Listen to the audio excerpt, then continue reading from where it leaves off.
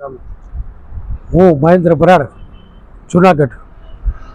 ગુજરાત કોંગ્રેસ સમિતિ જાહેર પબ્લિક ફરિયાદ સેલ મહામંત્રી તરીકે આજરોજ માનનીય મુખ્યમંત્રી સાહેબને વોટ્સઅપ દ્વારા પ્રેસ મીડિયા દ્વારા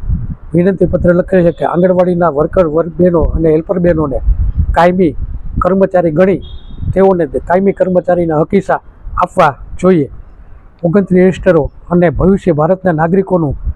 નિર્માણમાં પૂર્વ પ્રાથમિક શિક્ષણ તેમજ સગર્ભા બાઈઓ ધાત્રીબાઈઓનો પોષણક્ષમ આરોગ્યની યોગ્ય કામગીરી કરે છે, છતાં એ લોકોને પૂરતો ન્યાય મળે અને કાયમી કર્મચારી ગણે અને એ જ લોકોનો માનો 10 વર્ષની એક્સપિરિયન્સ નોકરી થાય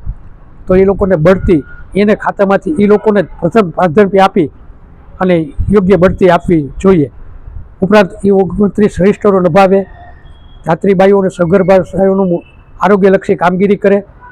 બાળકોને પૂર્વ પ્રાથમિક શિક્ષણ આપે અને માથેથી તોફદાર ઓફિસ મારફત વિડીયો કોલિંગના મોનિટરિંગના રૂપારા નામ નીચે એને અવારનવાર માનસિક ત્રાસ સ્વરૂપે ગમે ત્યારે ગમે એ સમયે કામગીરી લે છે. તો આ લોકોને યોગ્ય કાયમી કર્મચારી ગણી યોગ્ય હક હિસ્સા આપી અને ફરજમાં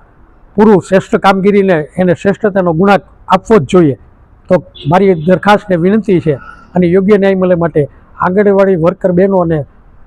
હેલ્પર બહેનોને કાયમી કર્મચારી ગણી અને કર્મચારીના કાયમીના બધા હક હિસ્સા એ લોકોને આપે